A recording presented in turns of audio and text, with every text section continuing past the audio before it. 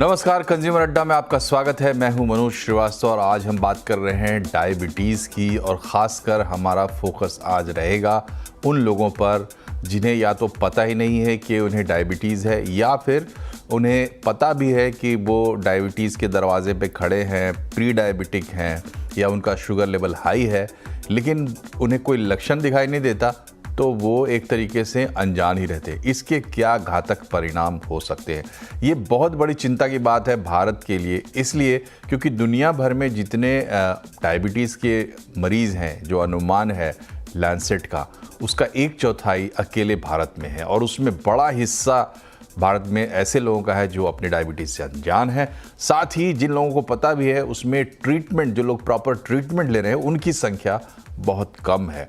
तो वो कौन लोग हैं जो अपने डायबिटीज़ से अनजान हैं? एक मोटा सा अनुमान आप कह सकते हैं, या फिर जिनको उस वर्ग में रखा जा सकता है, वो कौन लोग हैं ये समझ लीजिए। तो इसमें भी आपको एक खाका सा मिल जाएगा जिनको अपने डायबिटीज़ का पता नहीं है। ऐसे लोग, हालांकि यहाँ पर भारत में अवेयरनेस काफ़ी होनी चाहिए। लक्षण नहीं है, शुगर लेवल हाई है, उन्हें मालूम है कि उनका शुगर लेवल हाई आया है, लेकिन लक्षण ऐसे नहीं है जो डायबिटीज़ में बताए जाते हैं, माने जाते हैं। तो वो लोग भी एक तरीके से इलाज नहीं करवाते, तो अनजान के जैसे ही। प्री डायबिटीज़ हैं लोग, लेकिन लापरवाह हैं। ये नहीं समझ रहे कि प्री डायबिटीज़ में अगर आप हैं आज, तो कल को आप डायबिटीज़ में जा सकते हैं। अगर आप थोड़ा अपना लाइफस्टाइल, खान पान वगैरह का ख्याल रखें, तो आप डायबिटीज़ को टाल सकते हैं लंबे समय तक। ऐसे लोग जिनके परिवार में डायबिटीज़ का इतिहास है, वो भी बहुत वल्नरेबल होते हैं डायबिटीज़ के लिहाज से, तो एक समय के बाद उनको भी अपना खास ख्याल रखना चाहिए। ऐसे तमाम लोग जागरूक हों, ध्यान दें जो हम कह रहे हैं, जो हमारे एक्सपर्ट्स कह रहे हैं। यही हमारा मकसद है आज के प्रोग्राम का। पहले आपको अपने एक्सपर्ट से मिलवाते हैं। हमारे साथ HN रिलायंस फाउंडेशन अस्पताल में एंडोक्राइनोलॉजी की कंसल्टेंट डॉक्टर सोनाली शिवाजी कंगने हैं। इंद्रप्रस्थ अपोलो अस्पताल में एंडोक्राइनोलॉजी के सीनियर कंसल्टेंट डॉक्टर सप्तर्षि भट्टाचार्य हमारे साथ होंगे। साथ ही न्यूट्री हेल्थ की फाउंडर डॉक्टर शिखा शर्मा हमारे साथ है। तो डॉक्टर सोनाली, आपके साथ शुरुआत करते हैं।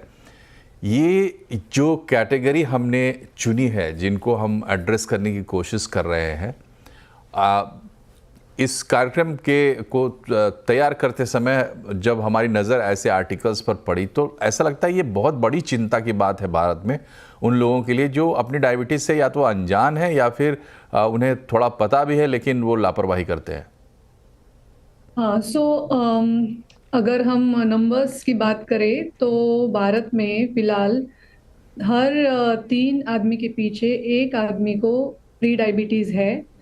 और 90% लोगों को इसका पता भी नहीं है कि वो प्री डायबिटीज़ के रेंज में आते हैं। जबकि हमारी इंडियन एथनिसिटी जो है, एशियन एथनिसिटी जो है, वही हमें प्रीडिस्पोज करती है इस फैक्ट की तरफ कि अगर हम नॉर्मल, हमारा वज़न भी नॉर्मल है उसके बावजूद भी, और हमारा फिजिकल एक्टिविटी भी अच्छा है, खान पान भी अच्छा है, उसके बावजूद भी हमें डायबिटीज़ होने का धोखा ये बाकी की एथनिसिटी से थोड़ा सा ज़्यादा है। और इसीलिए हमें सतर्क रहना चाहिए। और हमेशा अगर आपको रिस्क फैक्टर्स है तो आपको हमेशा एटलीस्ट साल में एक बार आपका जो शुगर का जांच है वो करके उस पर नज़र रखनी चाहिए। और अगर आपको कोई भी रिस्क फैक्टर्स नहीं भी है तो हर 3 साल में एक बार आपको 20 की उम्र के बाद आपको हमेशा वो शुगर के लेवल्स पे आपका नज़र रखनी चाहिए। प्री डायबिटीज़ एक ऐसी स्टेज है डायबिटीज़ के डेवलपमेंट में जो आपको कम से कम 5 साल 10 साल तक पता भी नहीं चलेगा, कोई सिम्टम्स भी नहीं आएंगे। और जब आपको पता चलेगा तब ऑलरेडी आपका शुगर काफ़ी हाई हो चुका होगा। इसीलिए इस प्री डायबिटीज स्टेज में अगर आप सतर्क हो जाते हो और वो सारी लाइफस्टाइल चेंजेस जो हम डायबिटीज कंट्रोल करने के लिए इस्तेमाल करते हैं, वो सारी चीज़ें अगर आप पहले से ही करना चालू कर देते हो, आपका शुगर पे जांच करना, लाइफस्टाइल मॉडिफिकेशन करना, ये सारी चीज़ें अगर आप चालू कर लेते हो तो काफ़ी हद तक और काफ़ी लंबे समय तक आप आपके डायबिटीज़ को होने से और डायबिटीज़ की मेडिसिन चालू होने से और आपका शुगर ज़्यादा होने के कारण शरीर में जो अब बाकी अवयव पे जो असर हो रहा है, उसकी मात्रा आप काफ़ी हद तक कंट्रोल में कर सकते हो। जी। तो ये एक इनिशियल आप कह सकते हैं सलाह है। डॉक्टर भट्टाचार्य, प्री डायबिटिक को कैसे डिफाइन करते हैं? मतलब हम कौन सा टेस्ट कराएं, कैसे पता लगे, और प्री डायबिटिक जो हो जाते हैं उनके लिए लाइफ में क्या चेंजेस आ सकते हैं? देखिए, प्री डायबिटीज या डायबिटीज ये सब का डेफिनेशन बहुत क्लियर कट है। इसमें WHO, American diabetes association, international diabetes federation, सबका बहुत क्लियर कट गाइडलाइंस है। इसमें दो तरीके से इसको डिफाइन किया जा सकता है, आइदर ब्लड ग्लूकोज के माध्यम से, नहीं तो HbA1c करके एक टेस्ट होता है जिसमें 3 महीने का एवरेज शुगर का टेस्ट पता चलता है, ग्लाइकोलेटेड हीमोग्लोबिन जिसको कहते हैं, उसके थ्रू भी हम इसको डिफाइन कर सकते हैं। अगर HbA1c 5.7 के नीचे है तो दैट इज नॉर्मल, 5.7 to 6.4 है उसको प्री डायबिटीज कहा जाता है, 6.5 या उसके ऊपर है उसको डायबिटीज कहा जाता है। शुगर के लिए भी क्लियर कट गाइडलाइंस है, अगर फास्टिंग में लेस देन 100 है तो वो नॉर्मल है, 100 to 125 है उसको प्री डायबिटीज कहा जाता है as per as American diabetes association. 126 या उसके ऊपर शुगर है तो फास्टिंग ब्लड ग्लूकोज है तो उसको हम डायबिटीज बोलते हैं। ग्लूकोज पिला के भी टेस्ट होता है जिसको ओरल ग्लूकोज टॉलरेंस टेस्ट कहते हैं, उसमें भी 140 और 200 का कट ऑफ है at 2 hours for blood glucose level after oral glucose tolerance test. And ये सारे criteria has a lot of science behind it. लोग कहते हैं नहीं, डॉक्टर्स ऐसे ही कहते हैं डायबिटीज है, मैं तो बिल्कुल सही हूँ, वो नहीं है। बहुत thousands of years of data, millions of patients data is there कि इस लेवल के ऊपर कॉम्प्लिकेशंस बढ़ जाता है और इस लेवल पे हमें केयरफुल होना पड़ेगा ताकि शुगर रिलेटेड एक्यूट और लॉन्ग टर्म कॉम्प्लिकेशन दोनों प्रिवेंट हो। तो डॉक्टर भट्टाचार्य, इस लेवल पे हमें अलर्ट होना होगा तो क्या करना होगा? देखिए, प्री डायबिटीज में तो लाइफस्टाइल चेंजेस बहुत जरूरी है, डाइट चाहिए, एक्सरसाइज चाहिए। किसी किसी केस में जिनका बहुत हाई रिस्क है टू प्रोग्रेशन टू डायबिटीज बहुत ज्यादा है या साथ में और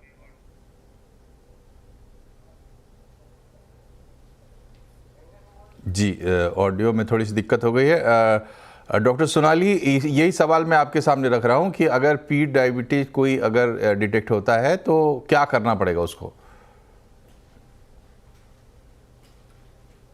डॉक्टर सोनाली चाहिए। हाँ, देखिए, डायबिटीज़ हो या फिर प्री डायबिटीज़ हो, दोनों के लिए जो फर्स्ट ट्रीटमेंट होता है वो है आपका डाइट मॉडिफिकेशन। सेकेंड ट्रीटमेंट होता है वो है आपका एक्सरसाइज। थर्ड ट्रीटमेंट होता है जो आपका management of your sleep hygiene and आपका स्ट्रेस लेवल जो कम रखना है। और फिर उसके बाद में जो नंबर आता है वो आपका मेडिसिन है या फिर अदर टाइप ऑफ थेरेपीज है। सो प्री डायबिटीज का जो इलाज है उसमें हम बोलते हैं कि डाइट मॉडिफिकेशन में जो हमारा डाइट है उसमें अगर हम हाई फाइबर डाइट, जैसे कि बहुत सारा आपके खाने में अगर सलाद अच्छा प्रमाण में हो, सब्जियां अच्छे से प्रमाण में हो जिसमें आपको फाइबर मिलेगा, आपके खाने में मॉडरेट अमाउंट में प्रोटीन्स होना चाहिए।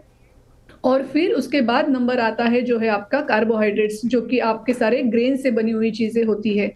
मैक्सिमम हमारा जो इंडियन डाइट है वो हाई कार्ब डाइट है, जैसे कि हमारा मैक्सिमम जो खाने की पदार्थ होते हैं वो एक तो गेहूं या फिर ज्वार या फिर राइस, इससे बने हुए होते हैं और उसमें कार्बोहाइड्रेट होता है।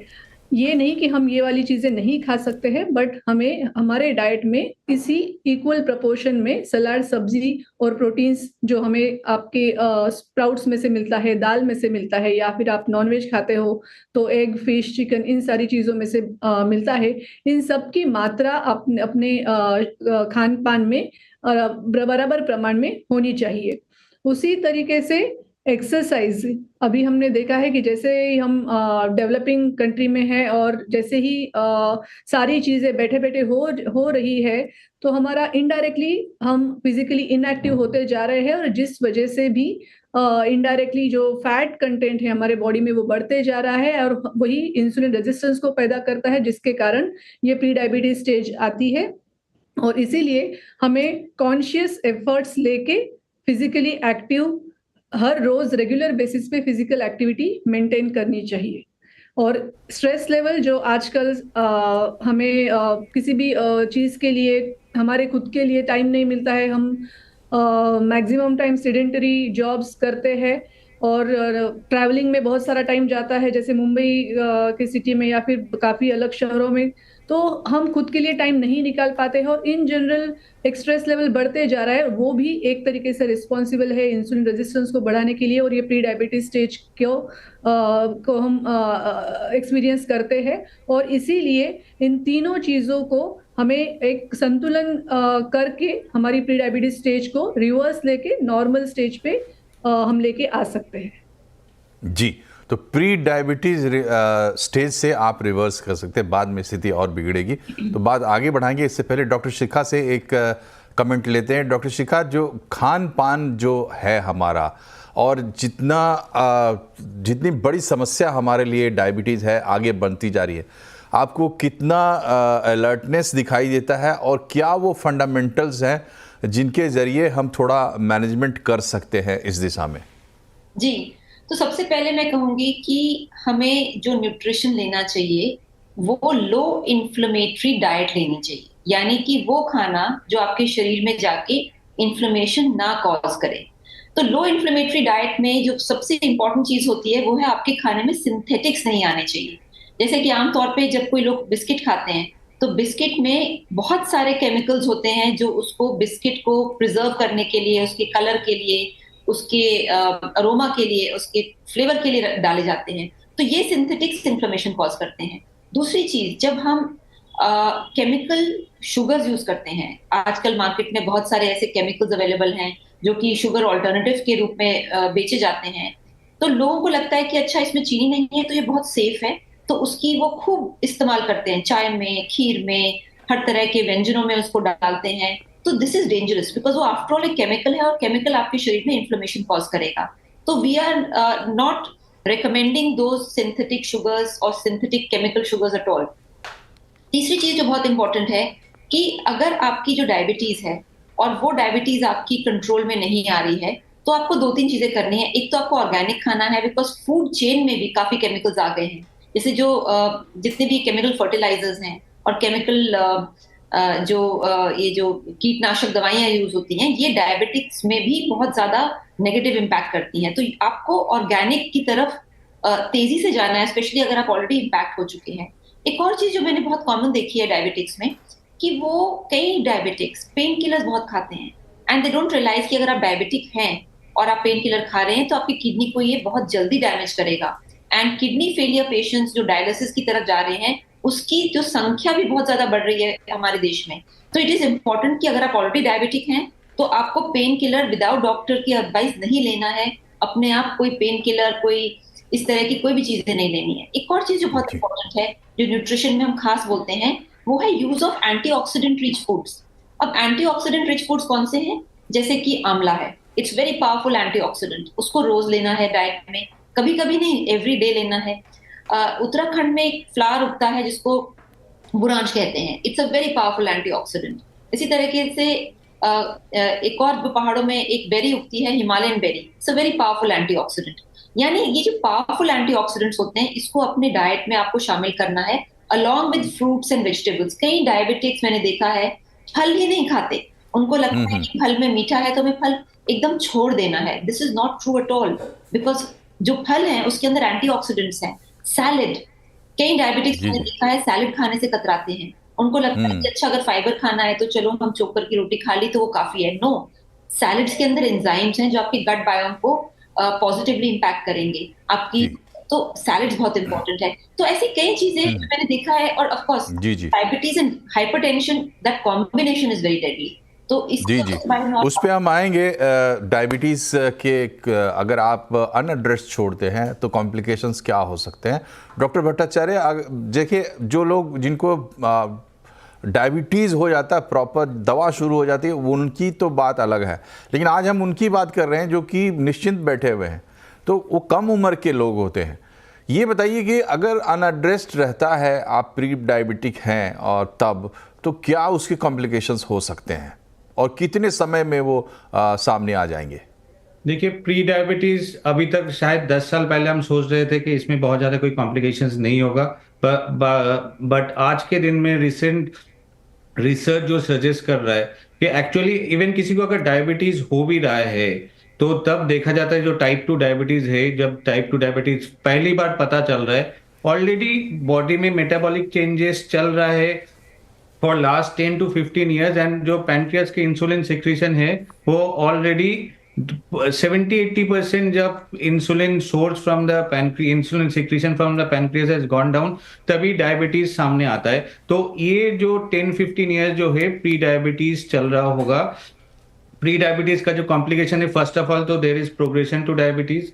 प्रेगनेंसी किसी को प्लान करना है, pre diabetes can convert to gestational diabetes mellitus, जो एक स्पेशल तरीके का डायबिटीज होता है ड्यूरिंग प्रेगनेंसी। प्री डायबिटीज के साथ भी कार्डियक प्रॉब्लम्स का एसोसिएशन है, प्री डायबिटीज के साथ पेरिफेरल न्यूरोपैथी का एसोसिएशन है, प्री डायबिटीज के साथ इवन इरेक्टाइल डिसफंक्शन जो मेल्स में होता है उसका भी एसोसिएशन है। तो कुछ diabetes problems already pre diabetes में आना शुरू हो जाता है। प्री डायबिटीज के साथ पीसीओएस का एसोसिएशन है, जो पॉलिसिस्टिक ओवरी सिंड्रोम फीमेल्स में होता है।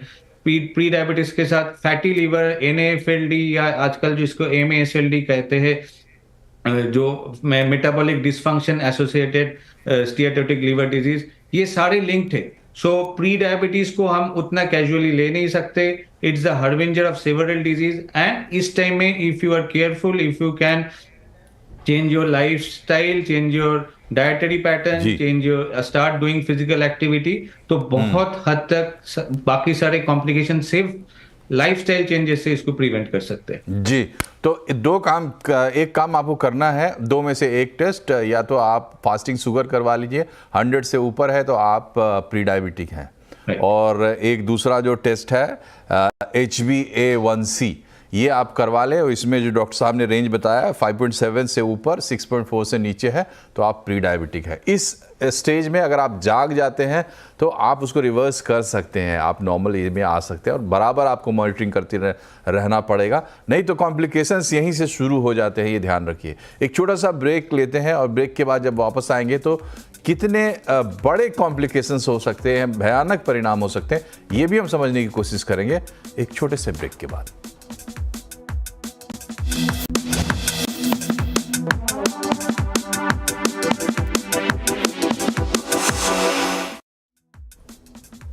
ब्रेक के बाद एक बार फिर से आपका स्वागत है। आज हम बात कर रहे हैं डायबिटीज़ पर, और फोकस हमने रखा है उन लोगों पर जो प्री डायबिटिक हैं लेकिन उन्हें पता नहीं है, और वो अपने डायबिटीज़ से अनजान, या फिर पता भी है तो लापरवाह है, तो वो क्या खतरे उठा रहे हैं, हम ये समझने की कोशिश कर रहे हैं। डॉक्टर्स की बात से देखिए एक बात साफ है कि डायबिटीज़ का एक साइक्लिकल इफेक्ट होता है, मतलब डायबिटीज़ आपकी बॉडी को, आपके बॉडी के डिफरेंट ऑर्गन्स को ऐसे प्रभावित करता है कि फिर उससे फर्दर डायबिटीज़ भी बढ़ता है और दूसरे कॉम्प्लिकेशंस भी बढ़ते हैं।